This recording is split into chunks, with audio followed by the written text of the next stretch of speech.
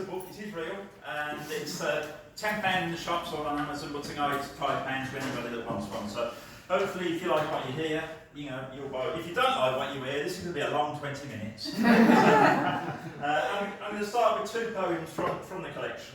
The first one is one that I wrote, it's great fun to read, I always enjoy doing this poem, but it was actually written as I was emerging from a spell of depression.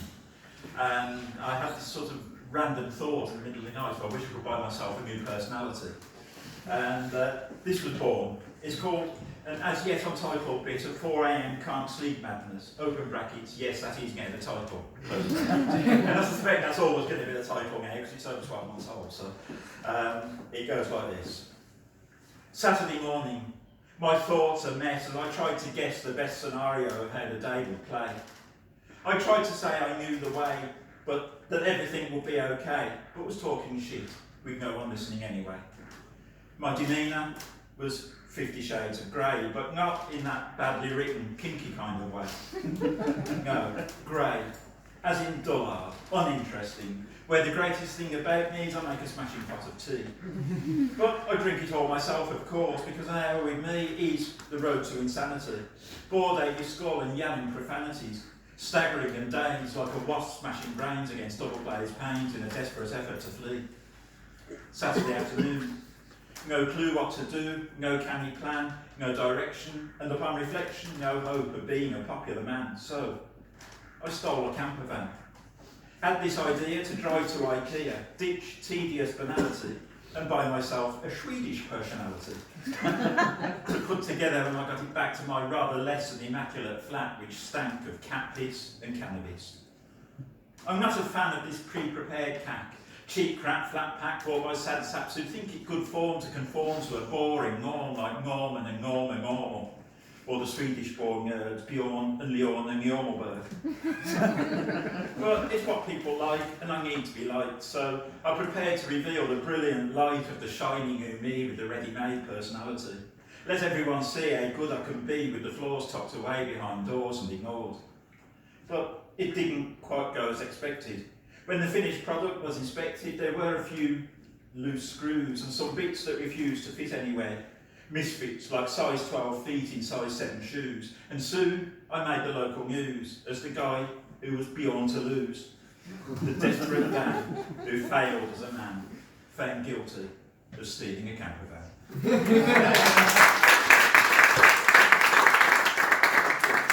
I must say, I forgot to say at the beginning, you do find the old swear word in my poem, or a tirade, whichever, but it's the old one tonight, so hopefully that's okay. And I also meant to apologise for being late, because I don't like missing people on the open mic when I'm doing events, because it smacks of arrogance, basically, but it was just unavoidable tonight. So, right, the next poem is, again, in the book, and it was written with tongue-in-cheek, but it's definitely got a serious message, especially now, and it really does seem to be happening, and we need to stop it.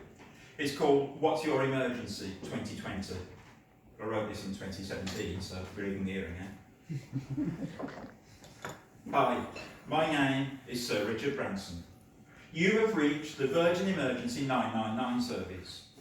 Calls are charged at £1 per minute, but please don't use mobiles unless it's Virgin, because that will cost considerably more and I won't get to keep it all. We need to know the nature of your emergency. If you need an ambulance, I don't rate your chance and you probably can't afford the treatment anyway, but if all other hope has gone, press 1. For the fire service, press 2. I'm sure someone will get to you. For police, press 3. There won't be any bobbies free, but thanks to me, you can buy private security for a modest fee.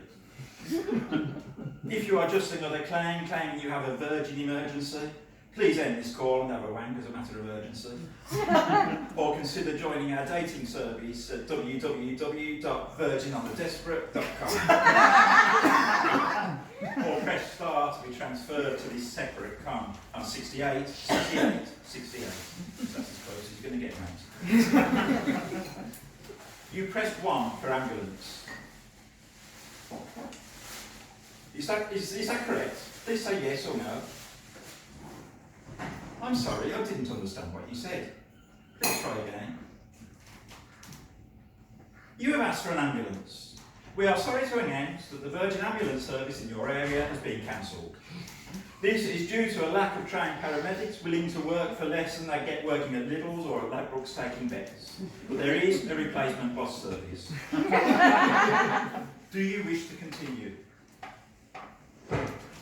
May we take this opportunity to thank you for calling the Virgin Emergency 999 hotline at £1 per minute. We're sure with us things will be fine.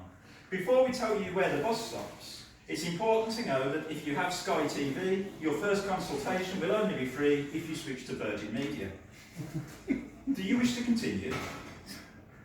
I'm sorry, I didn't understand your reply. Please speak clearly or be left to die. It sounded like you said, "Ah!" Please consider Virgin Funeral Care. We offer the best burials anywhere.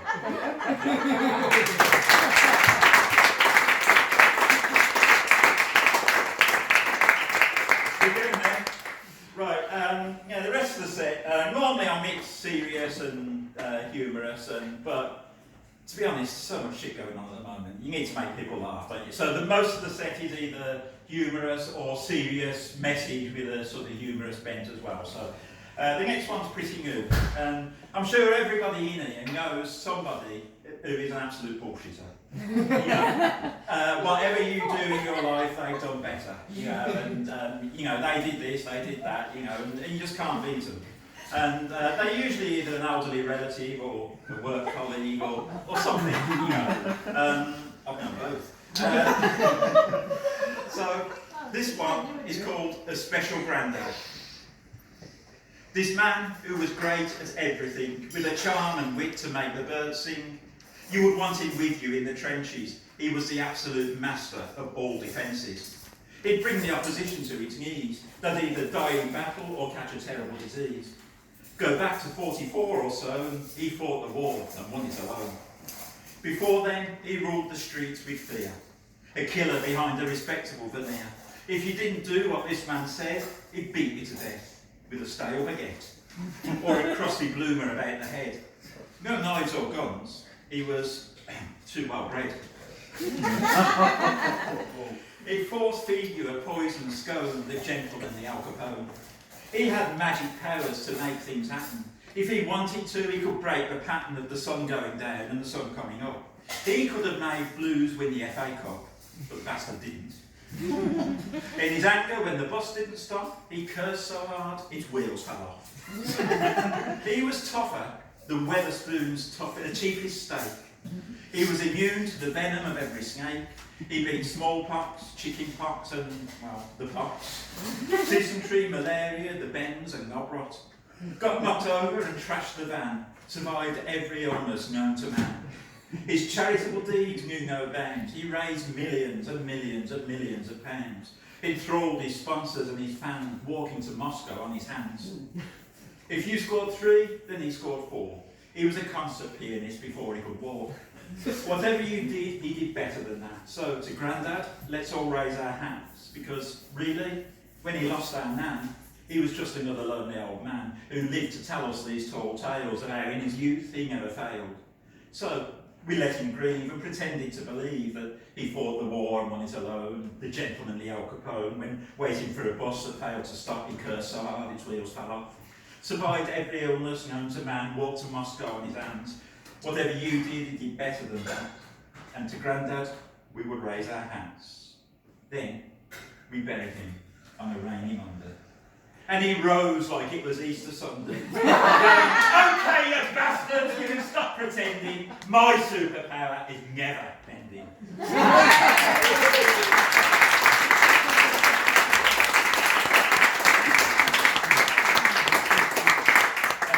Dedicated to any relatives at all.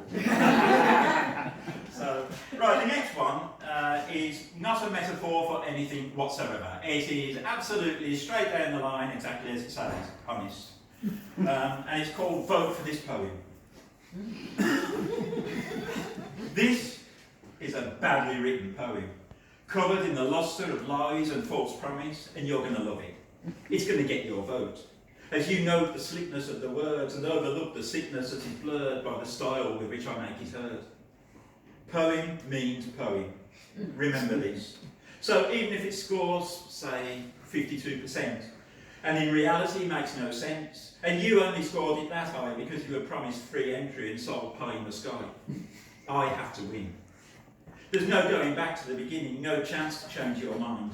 When you find it's full of bullshit lines, you're stuck forever with this poem of mine. Your support was never binding, but the powers that be will be running scared, scared of upsetting me, and those who fell so foolishly for my real lack of transparency. This poem is shit, and bit by bit it will destroy the scene. I am the Farage of spoken word, the reason the Johnson, the absurd. But it's the one that's best for me. Me. So I broke the law, twisted democracy to set you free of real poetry. This is the future. No McNish, no Hughes, no Tempest, because you were impressed when I promised you the best. Millions of masterpieces every week to be read to help the old and weak. And poetic democracy can't change its mind, even when it's sold a nursery rhyme.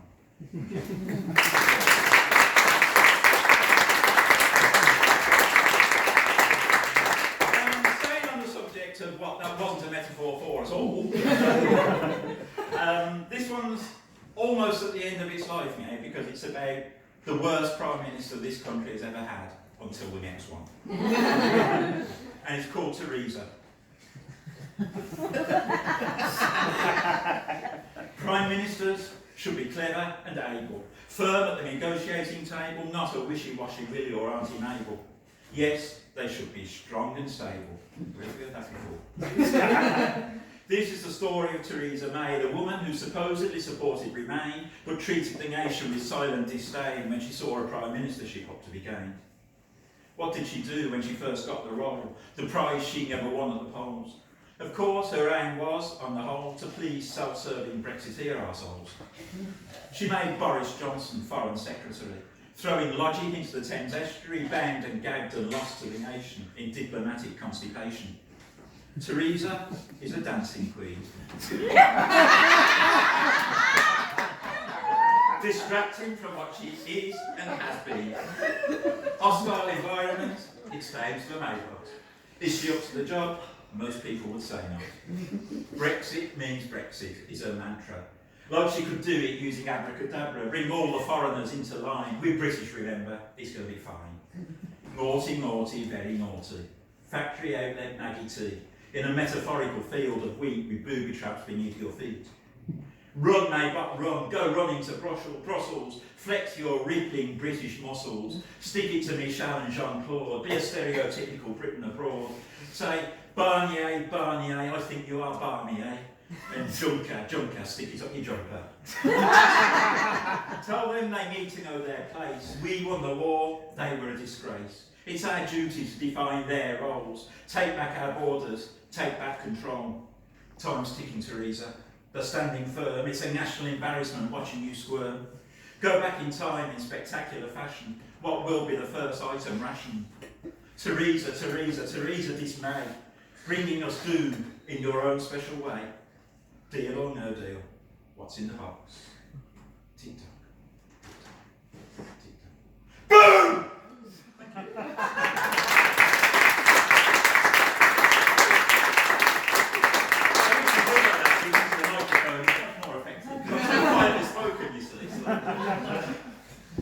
Right, the next one is actually an old poem, and it was the first humorous poem I ever wrote that got me any success in slams. I was never winning slams in those days, but this did get me through a few first rounds, or even if I didn't get through, it got me good scores and good reception. And then, I'm not going to name because I am being filmed, and I don't, but it absolutely bombed at a particular slam.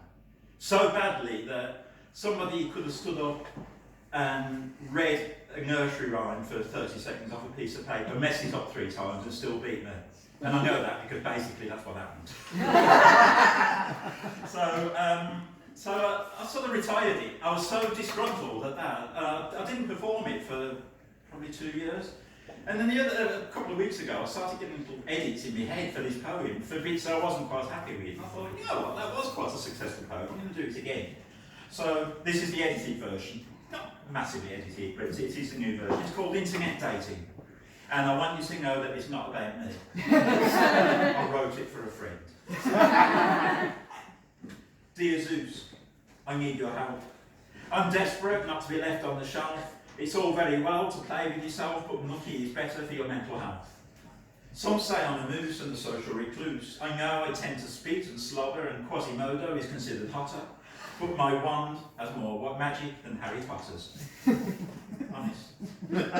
They say honesty is the best policy, and so I have to confess, I'm dying for a shag. Oh yes. I want love, or at least Grumpy Pompey. Don't care if she's shaped like Humpty Dumpty and is a bit of a hag and irredeemably grumpy, or permanently pissed on whiskey or cider. Having a pulse, that's the decider. But I never get a sniff, you see. They look at me with fear and then disappear when they cop a whiff of me. So I decided to try dating sites in search of lasting paradise. I wouldn't join Match.com though. Don't look so pensive, it's way too expensive. And you know what they say, there must be something wrong with you if you have to pay. That's just been made bankrupt anyway. Instead, I pursued my wish by joining Plenty of Fish and Wowzers. Despite my BO and piss-stained trousers, I got myself a date. Would it be the first of a spate? Would we even get to conjugate to negate the need to masturbate? But no, she lied to me. She wasn't a rich and sexy miss in search of a nuclear scientist at all. And I have to say, I was appalled. I could tolerate a moustache, but dishonesty bugs me. Why tell lies just because you're ugly? And yes, of course, I'm a nuclear scientist. I just don't like to boast about it. And anyway, I may like poetry, but nagging all the time may rhyme with what I crave, but it's not what I had in mind. Not with a liar, anyway. Dear Zeus, fat, minging men get as lonely as hell. Please, find me a blind nymphomaniac with a poor sense of smell. We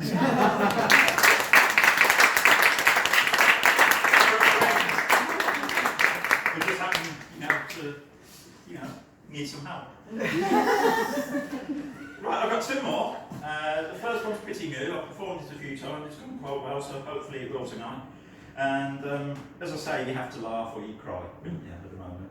And this is just another Trump poem. It's called The Vile Trump Countdown. 10 out of 10 for terrible hair, a lecherous stare, and being an existential threat to the polar bear.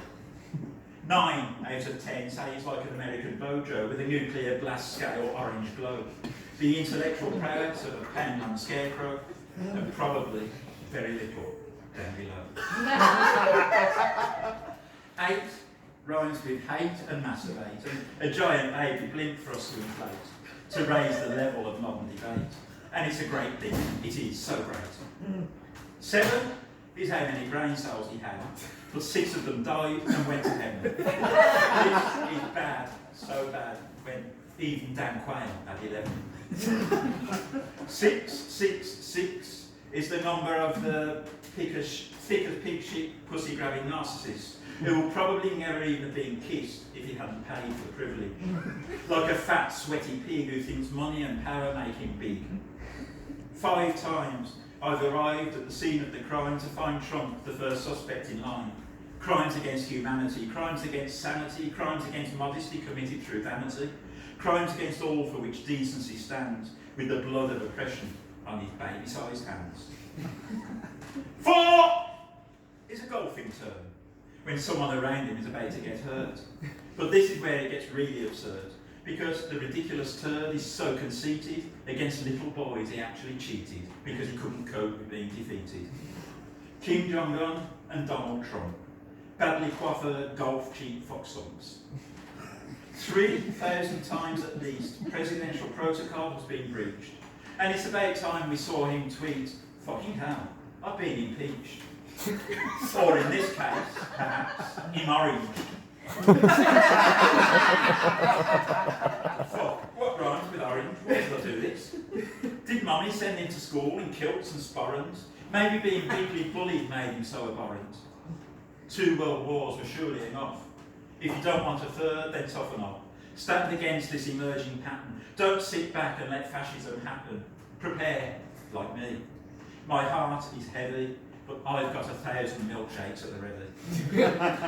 One would think the past would tell us not to tolerate this heinous phallus, this senile, penile thrush of a president is setting a very dangerous precedent. The MAGA man is not a hero. His credibility is absolute zero. Thank you.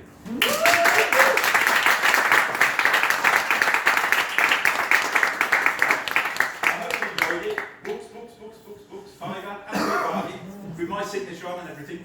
But now, the last poem I'm going to do is possibly the most popular poem I've ever done. And the original version is actually like nearly 6 minutes long, so I've done a slam version. And you'll see where I'm going with it. This is what I like to call the slam edit, or the shit bits taken out edit, or the match of the day edited highlights edit, whichever you prefer. And I promise I do know the full alphabet, or at least I did when I left school in 1874 or whatever it was. So. And this is the 3-minute version of the A to Z of animals. Aardvark appears ahead of absolutely all else, the apex of alphabetical arrangement. Some alternative animals are agitated, acrimonious, or even apoplectic, although a few are actually ambivalent. Conversely, conversely, cats are casually content because they can't comprehend or care about concepts categorising creatures as they carelessly claw chunks from the cuties of Clarissa.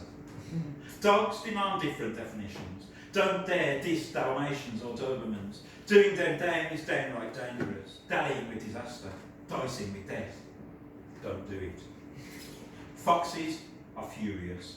Forever affiliated with fake facts thanks to the fascist fart's favourite fuckwittery flinging fecal fiction factory, Fox News. They feel fully fucked over by fate. Giraffes go gazing over gigantic gates, getting glimpses of gloriously gorgeous greenery. Grandma giraffes gasp and go gaga for glamorous Gary, the great ginormous gigolo of giraffedom. Impalas, iguanas. Idle rhyme in iambic lines, in fact, immensely incompatible. It's irrational imagining interspecies intercourse. Idiotic idea. Jellyfish just take joy in jeopardising enjoyment of jolly seaside jaunts. Jackass jerks. Jellyfish just... Why? Kangaroos can kick in a kerfuffle. Kevin was killed by a king-sized kangaroo. Keeled over after a kick in the knackers. Probably karma. Kevin was a knucklehead. Ocelots oscillate between outrageously obnoxious and out-and-out ordinary. Only occasionally observably obvious. One once openly organised ocelot orgies in zoos near Oldham and Ormskirk. Pew. Quagga. Quetzal. Quokka. Quite almighty. Quite a quandary. Quality over quantity, quickly quashing Q. Squirrels are stupid. Cyril the squirrel sometimes seems sensible, then says something silly, suggesting some sort of shortcoming in syntactical skills and substandard scorning. The tron. Yes, he is a man. The tron. Tangerine textured tosspot. Totally tactless toxic tyrant. Timber brain temper tantrum trendsetter to the terrible twos. Trashy tramp. Upoopa, epops. Upoopa, you-pooper. You super duper pooper scooper. Undeniably unique. Yaks of yesteryear yearn to learn to yodel. Yes, efforts yielded tiny yaps and yamps that travel yards, yet yaks are yet to yodel. Young yaks do yoga instead. Zebras are stripy, not zigzagged. Zoom in on Zelda driving a zephyr, zipping away from the zoo. Zelda's sister Zoe Zebra zonked out, catching Zeds. Thank you very much.